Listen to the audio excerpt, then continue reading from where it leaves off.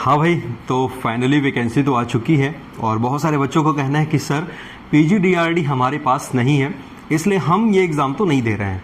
मुझे एक चीज़ बताइए, आगामी इन 4-5 महीनों में या चलिए 2-3 महीनों में आपके पास ऐसा कौन सा एग्ज़ाम है? अगर आप मेंस की तैयारी कर रहे हैं तो डेफिनेटली आप मेंस की ओर जाएंगे।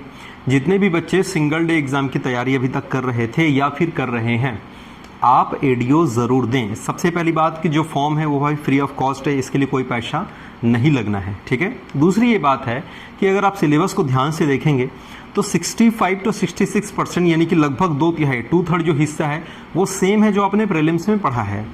सीजीपीएससी की तैयारी करने वाला, सीजीपीएफएम की तैयारी करने वाला जो व्यक्ति है, जो बंदा है, जो बंदी है, वो हर कोई इस एग्ज़ाम को पढ़ रहा है, यानी कि इन पैटर्न को पढ़ रहा है।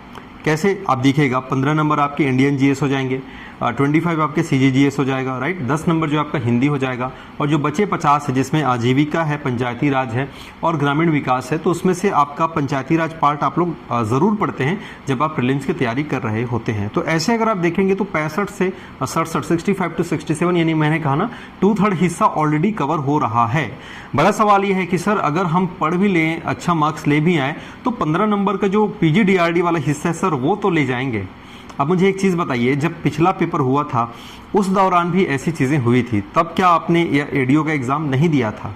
या फिर आप मुझे बताइए कि इन 2 से 3 महीनों में अगर आपने फॉर्म नहीं डाला या चलिए फॉर्म आपने डाल भी दिया, ऐसे कौन सी चीज़ की आप तैयारी करने वाले हैं? यदि आपको ऐसा लग रहा है कि सर मैं एडीआई की तैयारी कर रहा हूँ या कर रही हूँ, मैं कुछ और अन्य चीज़ों की तैयारी कर रहा हूँ या कर रही हूँ, तो डेफिनेटली आप उनकी तैयारी करें।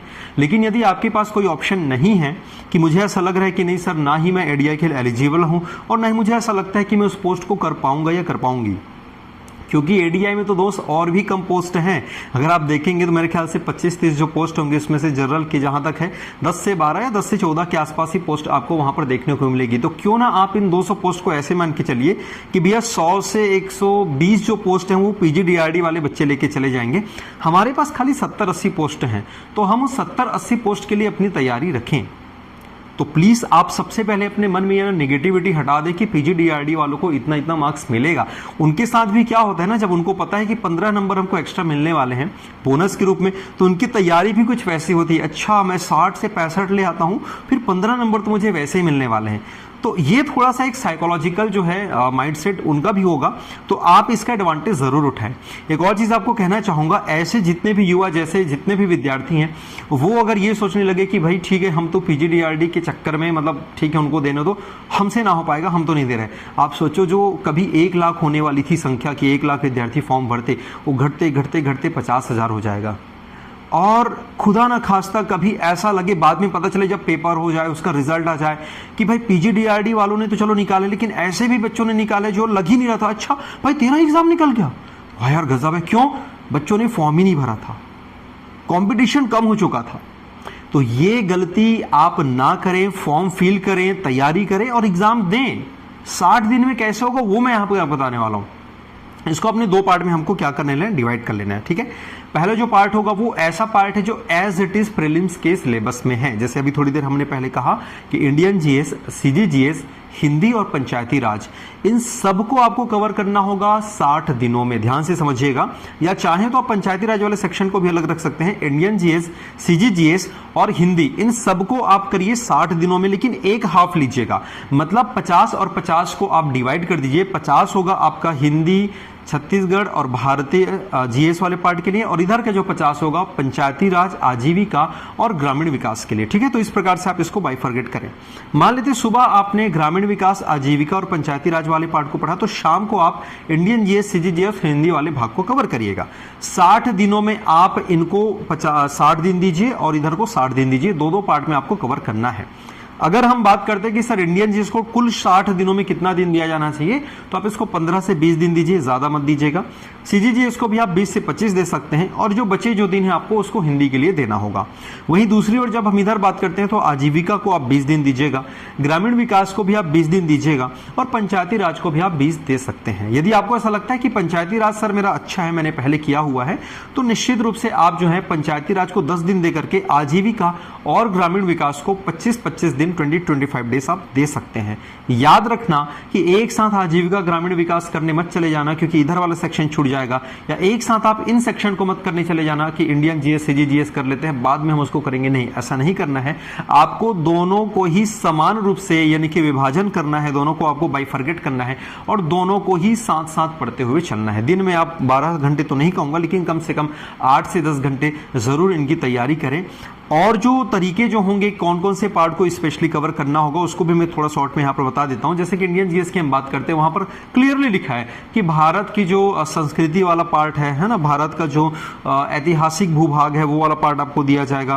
भारत के जो राष्ट्रीय आंदोलन से संबंधित स्पेशली उसमें मॉडर्न इंडिया वाला सेक्शन मेंशन किया है, बाकी को उसने संस्कृति के रूप में दिया हुआ है। तो चांसेस ये है कि थोड़े कम क्वेश्चन आएंगे आपके एंशिएंट और लाइक मिडाइवल से। और आप ये भी देखिए कि कुल 15 नंबर के प्रश्न आने हैं, तो आप कितना इतिहास पढ़ के जाएंगे? 3 से 4 से ज्यादा प्रश्न आपको नहीं देगा। सेम आपको भूगोल के लिए, सेम आपको पॉलिटी के लिए है। यहाँ पर साइंस वाला सेक्शन भी दिया है, करंट अफेयर के स्पेशली यहाँ पर बोला है समसामयिक घटनाएं, विज्ञान के साथ उसको संबंधित दिया हुआ है। मतलब आप मान के चलना डिफेंस वाला जो सेक्शन है वहां पर ज्यादा आएगा।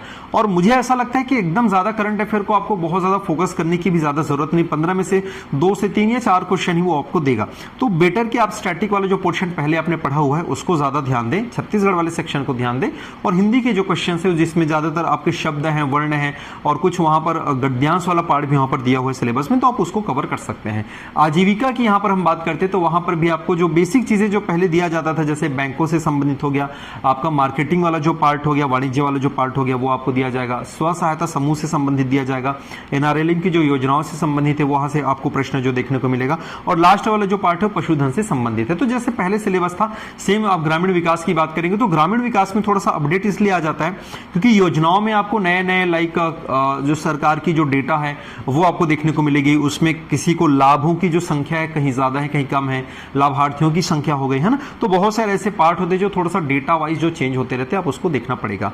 यूट्यूब में जब आप जाएंगे तो बहुत सारे आपको ऐसे सेक्शंस मिल जाएंगे जहां से आप अपनी तैयारी कर सकते हैं। बहुत सारे मार्केट में बुक्स अवेलेबल है। मैं 1 या 2 ऐसा सजेस्ट नहीं करूंगा। देखिए, सबकी फ्रीक्वेंसी अपनी अलग होती है और लगभग सभी बुकों में चीजें थोड़ी थोड़ी सिमिलर आपको जरूर देखने को मिलेगी। तो कोई एक बुक आप उठाइए, मल्टीपल बुक उठाने की आवश्यकता नहीं है। और प्रॉपर यूट्यूब से जुड़े रहे। बहुत सारे ऐसे हमारे चैनल्स आपको देखने को मिलेंगे जो लाइक समय समय पर आपको इससे संबंधित कंटेंट आपको प्रोवाइड करा रहे हैं। कुछ आवश्यक कारणों के चलते मैं यहां पर नहीं दे पा रहा हूं इन सब चीजों को, लेकिन कोशिश करूंगा कि मेरे साइड से भी कुछ इनपुट आए। बहरहाल आप मेरे टेलीग्राम ये यदि जुड़े होंगे तो वहां पर मैं कुछ लिंक आपको डाल सकता हूं। मेरे बहुत सारे फ्रेंड्स हैं जो ऑलरेडी यहां पर पढ़ा रहे हैं, अध्यापन का कार्य कर रहे हैं, है ना। तो आप उनकी वीडियोस जो है वो जरूर देख सकते हैं। आपको इस विषय में या इससे संबंधित और किसी भी अन्य विषय से संबंधित कोई भी यदि जानकारी प्राप्त करनी हो, कोई भी डाउट हो, कोई अन्य चीज हो, तो आप मुझे कमेंट जरूर करें। और मेरा जो टेलीग्राम चैनल है GS with Tarun sir, please इसको नोट जरूर करिएगा, जीएस विद तरुण सर, है ना। जो हमारा इस यूट्यूब चैनल का नाम है वैसे मेरे टेलीग्राम चैनल का नाम है। आप उसमें जरूर जुड़िएगा। और प्लीज यार इसको थोड़ा सा सीरियसली लीजिए कि आपको जो है ना, यदि आप सच में कोई दूसरे एग्जाम की तैयारी नहीं कर रहे हो, आपके पास कोई ऐसा ऑप्शन नहीं है, तो आप एडीओ का फॉर्म भरें और तैयारी में जुट जाएं। निश्चित रूप से आपको यह पद जो है वो जरूर मिलेगा। तो आज के लिए केवल इतना ही। रात्रि हो चुका है, वीडियो अपलोड हो जाएगी। मतलब आप जब वीडियो अपलोड हो देख रहे होंगे तो उसी के कुछ समय पहले मैंने इसको रिकॉर्ड या शूट किया है, ठीक है। तो चलिए मिलते हैं। आप मुझे अपना प्यार जरूर बनाए रखें और यस, हमारे इस चैनल को सब्सक्राइब आप जरूर करिएगा। और कोई भी डाउट या कोई भी चीज़ होने पर आप कमेंट हमको जरूर कर सकते हैं। बने रहिए हमारे साथ। Thank you. जय हिंद।